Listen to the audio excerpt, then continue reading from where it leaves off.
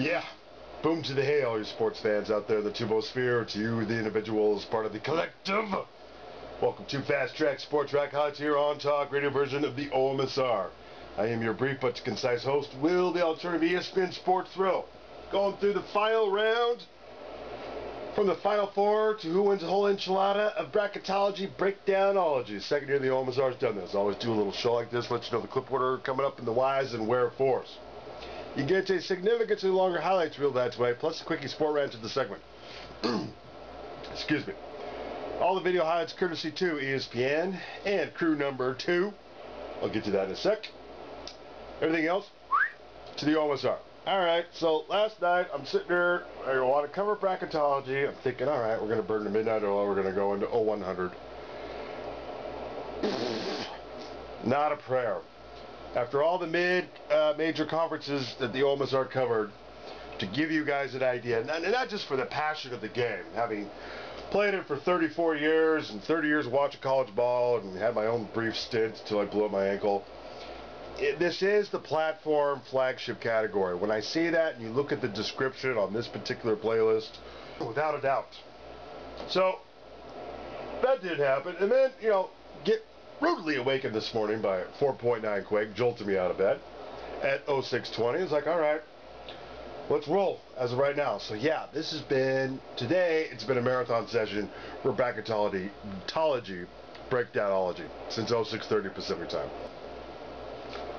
So Crew 1 was on the first stint, and I didn't pay attention to when that was starting. And I'm talking about, the lead man on point, not that Crew 2, is not as good as Crew 1, it's just different. But Crew 1 with Reese, J. Will, J. Bill, Digger, and the Dickie V. Gotta love them, but their analysis can tend to go on to the point where you're going to hear more analysis from them than anywhere else. Got Crew 2 going on here. This is the second stint around, that's why I'm calling him Crew 2. Got Dan Dockage, one-liner, Coach Dockage. Coach Bruce Pearl of Tennessee fame, Miles Simon of, is it AU or U of A at Arizona? National Championship, 1997. And Chris Cotta from Boston, I believe. Carter. So the quickie sport rant to the segment. Got everything boiled down. You might want to check out some of the regional breakdowns that go into more depth as to how we got to this point. It was a cool thing that they've done throughout, as I profiled throughout the day. There was like a master bracket that came together based on the law of averages, and that's how we get to this point. These guys are every bit as qualified as Crew 1 to talk or speak to this effect. But yeah, quickie sport rant. I submit to you, hey, we're, Michigan State and Syracuse. That's how it rolls around here on the OMSR, even way out on the West Coast. My loyalties are not as divided in college basketball as football, so I'm all for it. However, I suggest the Final Four and the National Championship game may look very differently. Alright, thanks for watching. That's what's coming up. No silly DUIs while you're out there. Hey, when your buddies had a six-pack during one of these games, said, oh, I'm okay to drive. I'm going to go to Taco Bell. Sober up. A lot can happen between then and there. Take the keys away. Do yourself and him a favor. Or her. Roll clips. Bracketology continues here. You've got a couple of more days to fill out your brackets, so there's no rush. Why not just absorb what these three have to say as we get into our Elite 8 here, and they're going to tell you who's going to the Final Four. Let's put our Elite 8 here as far as who they chose to this point. And no shortage of heavyweights here in this group. Look at the 8 teams you guys think are going to get there. Let's start in the South then. Florida and Kansas, the top 2 seeds. You guys have Florida moving on. Any thought that it might be the Jayhawks instead among the three of you? Absolutely. I like the Jayhawks from day one. I love Andrew Wiggins, the way he has asserted himself on the offensive end of the floor. He's underrated as a defender.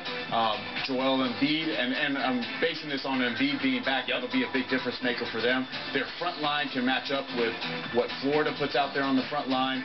The key again, as we mentioned in the last round, it's going to be Nadir Tharp and Scotty Wilbekin. How do they match up? How does Tharp handle the offense and the defensive end of the floor for Bill Self's Jayhawks? What you see from Florida, you see every single time out. They're one of the most efficient offensive and defensive ball clubs. They don't beat themselves.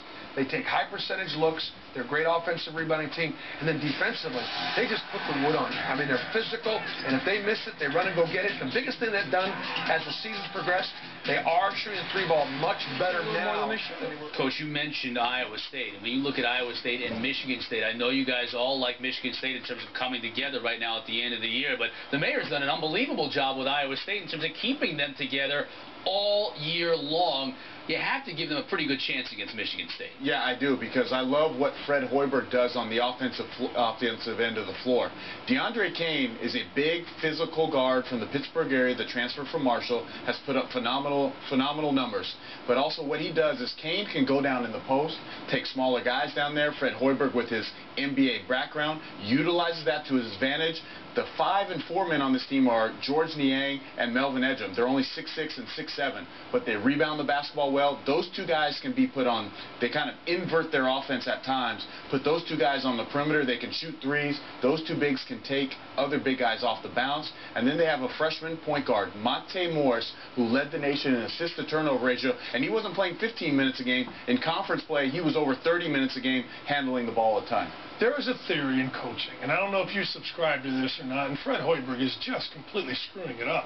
And that is, when a guy comes from the NBA, put him on scheduling speed dial, because they don't know what they're doing, they don't know about the work, they don't understand recruiting, and they think they're going to show up because they're a superstar or they were an NBA player and they're going to win games.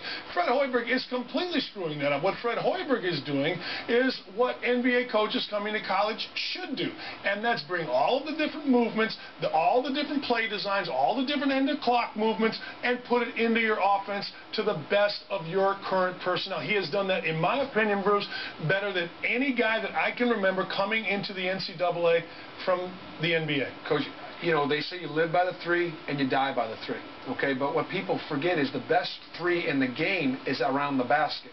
And I think he does a beautiful job of blending attacking the line with getting that ball inside to George Niang or Melvin Edgem one-on-one in there, and those guys go in there strong and score at the rim. So it's a very nice inside out. He puts movements to get them the ball in certain places off of different actions, and it's fantastic. And for a team being so undersized, they have the second and third leading rebounders in the Big 12, which is legit, which is Hogue and Edgem.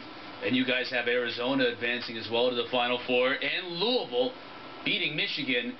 Just a real quick thought on Louisville instead of Michigan, and really a great battle. I'll take Louisville against anybody. I think they're the best team going into the NCAA tournament. I love the two guards. I think they can keep people in front of them. We saw what can happen against Michigan when you do that. And remember, Michigan has had some really low-scoring halves where they dribble, and can't get past, and that's what happened today. And I think Louisville's the best team in this tournament right now. So our Final Four is set: Florida, Michigan State, Arizona, and Louisville. And what's king? Well, let's take a look at how BPI ranks our Final Four right here, and then their wins and losses against BPI Top 50. All of them having success. Arizona, number 1, according to BPI. Michigan State right now, 9th, but everybody coming together and healthy. And looks like Tom Izzo's club is playing the best basketball they've played in a long time.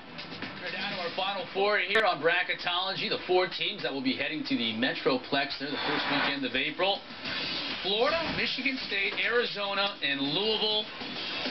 Michigan State is just a hot favorite right now. So many people liking them because of the way they played in the Big Ten tournament, because Tom Izzo has his club healthy. First time, and now we've got 2 4 seeds, according to you guys, Michigan State and Louisville advancing. Do you know how many 4 seeds have ever won the national title? I have a feeling you're going to tell us, and this might be an inside job. Just one, and it was in 1997. Oh! Somebody on this panel played in that game. Somebody had a career high in scoring in that game, didn't he? I did. Wow. We got to give props where props are due right here. Career high in scoring in the national championship game for Miles Simon. You know, a lot of love your way for that. All right, I appreciate it. But 2 4 seeds now, and it really is a situation where a Michigan State team and a Louisville team had their rough patches throughout the year, mostly because of injury for Tom Izzo, but now peaking at the right time, and 2 coaches who traditionally peak here in March. 2 coaches. If you look at the last 7 national champions, you're talking about Coach Pitino, you're talking about John Calipari, Jim Calhoun, Coach K, Roy Williams, Bill Self, and Billy Donovan. it's a pretty good list. And as I look at this list of coaches and these teams, it's all about Hall of Fame coaches. Those are the guys that get their teams here. Well, to me, Rick Pitino has done a masterful job this year. Remember when Chase Mahanon left? I mean, that guy was the player of the Final Four last year, certainly as important as anybody.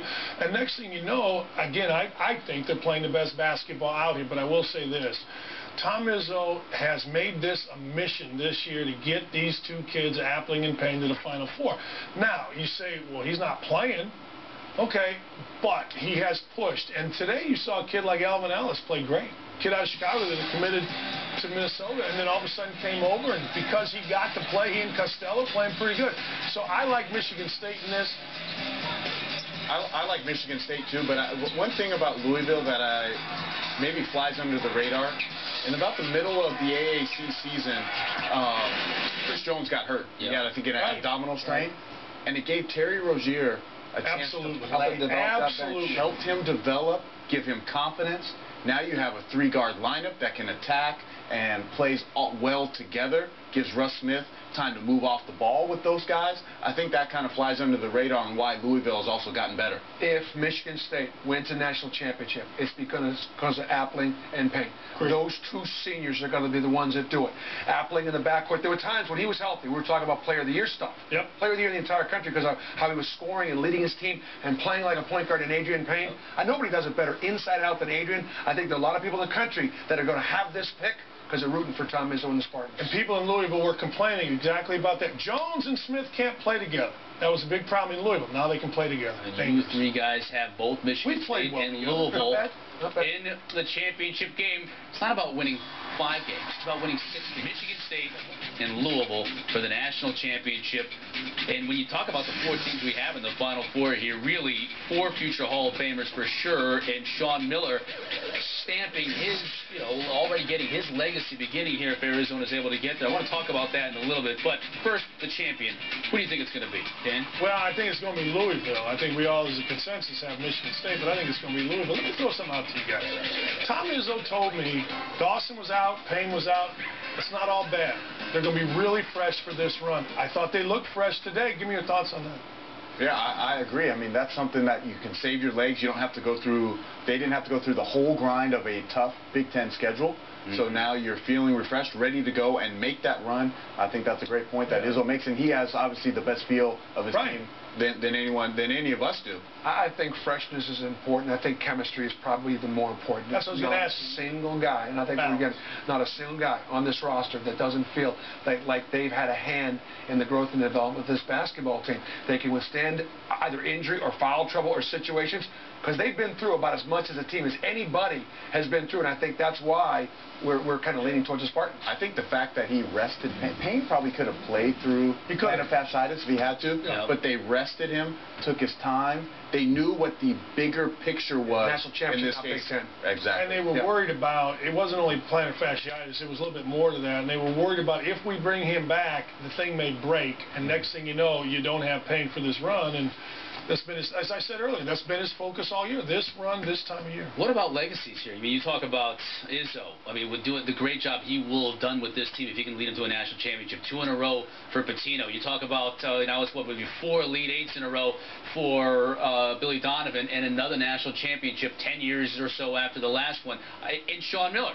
Now getting there and becoming one with that elite status group of coaches. I always think legacies don't matter because you're dead anyway. That's just the way I look at the world. Now, you can sit around and be a guy that everybody pats you on the back and tells you, hey, you won championships. But the bottom line is, what you're doing as a coach is it's a legacy for guys like Miles Simon to be able to say, look, I had a national championship. That's kind of the way you look at it as a coach. They'll deal with legacies when they're done is the way I look at it. So the thing I love about it, the thing I love about my job is when I get to go call games and meet these coaches and see how they run their programs, how the players react to them, and you got to see special group of coaches that players love to play for. And you want it for the kids. No doubt. You want it for your university. It's not about wanting it for yourself.